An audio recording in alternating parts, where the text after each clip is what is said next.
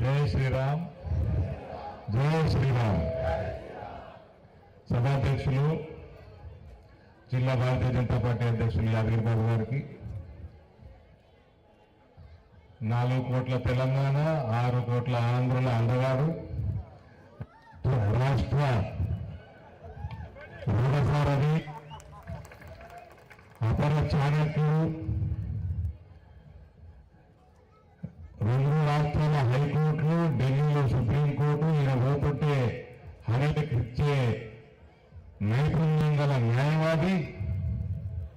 అమ్మాయి కేసులు వస్తున్నది, స్పీచ్ స్టార్ట్ అయినప్పుడు వస్తాయి, నువ్వు ఏం చాలేదు దాని ఏంటో. జగిత్యాల జనం అంతా చిక్కుముడి పడిపోయింది, మీరంతా ఎట్లా పడిపోయింది చెప్తా. అదే రకంగా పెద్దలు మూడపల్లి సత్యనారాయణ గారు, పెద్దలు వెంకటేష్ నేత గారు,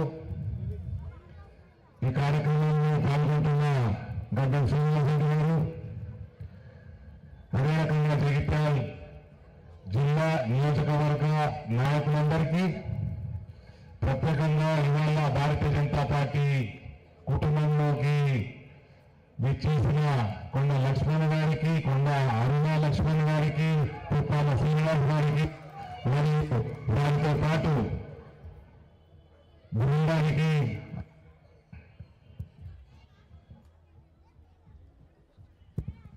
అందరికీ కూడా స్వాగతం పలుకుతూ, మీరందరూ ఉండకోటేసారు మన అసెంబ్లీలో. సోదరికి బాగానే వేసారు, 50,000 కోట్లు వేసిండ్రు. కానీ గెలిపించిన వాళ్ళని ఏ పార్టీని గెలిపించారు?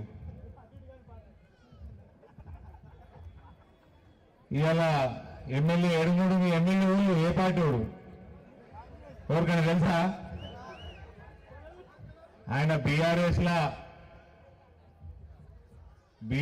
లా ఎన్నికైండు,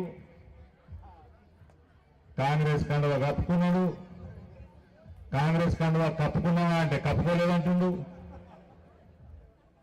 బీజేపీ ఎంపీ తోటి సన్నిహితంగా ఉంటాడు. అదేదో రామచంద్రన్న, నా నియోజకవర్గంలో అన్ని పార్టీల ఎమ్మెల్యేలు సన్నిహితంగా ఉంటున్నారు. వాళ్ళకి ఎప్పుడు భయం అయ్యాడా, బీజేపీ రప్పం చేసేదేమని భయం వాళ్ళకి.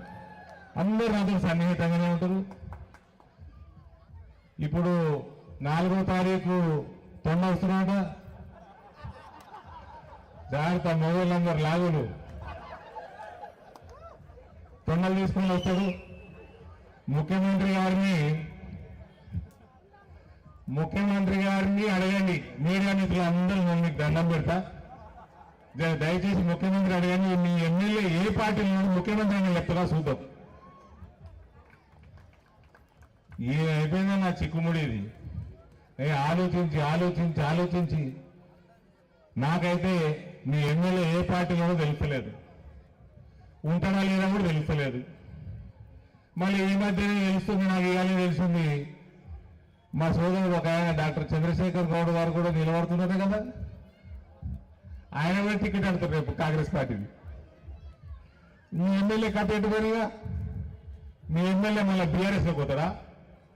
బీఆర్ఎస్ ఉంటుందా? అప్పటికి ఉంటుందా? మరి ఏ పార్టీకి పోతాడు? ఇంకా మీ చిక్కుముడి చిక్కుబడేటట్టుంది, కానీ ఎవరు చిక్కుముడి చేసేటట్టు లేరయ్యా. జగిత్యాల మా సోదరు మనం చూస్తుంటే నాకు బాగా అనిపిస్తుంది. బీఆర్ఎస్ కాంగ్రెస్ భాయి, బీఆర్ఎస్ కాంగ్రెస్ భాయి. కేసీఆర్ కి నోటీసులు, కేటీఆర్ కి నోటీసులు, సమయం వృధా, పైసలు దొబ్బుడు. రేవంత్ తొండ ఏడుస్తాడు, పైసలు తీసుకుంటాడు.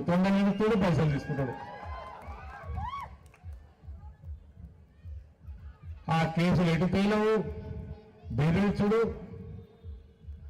సంచులు తీసుకున్నాడు. తర్వాత 2-3 సంవత్సరాల తర్వాత సిబిఐకి అప్పచెప్పుడు. ఇది కాంగ్రెస్ వాళ్ళు చేస్తున్న పని. అట్టిట్లు చేసి ఇప్పుడు సోదరి మాట్లాడింది. ఈ మధ్య మన దగ్గర మున్సిపాలిటీలు ఉన్నాయి, మన నియోజకవర్గంలో పార్లమెంట్లో అన్నిటికంటే ఎక్కువ నిధులు కేంద్రంకి వెళ్ళి వచ్చింది జగిత్యాలకు వచ్చింది. కానీ మా కర్మ ఏంటంటే మేము ఎంపీలను పోయి కొట్లాడి పైసలు తీయగలుగుతాం, కానీ అది వాటితో పని చేయించేది రాష్ట్ర ప్రభుత్వం. వీళ్ళు కమిషన్లు మింగుడికే సరిపోతున్నారు. కమిషన్లు మింగుడు వాటి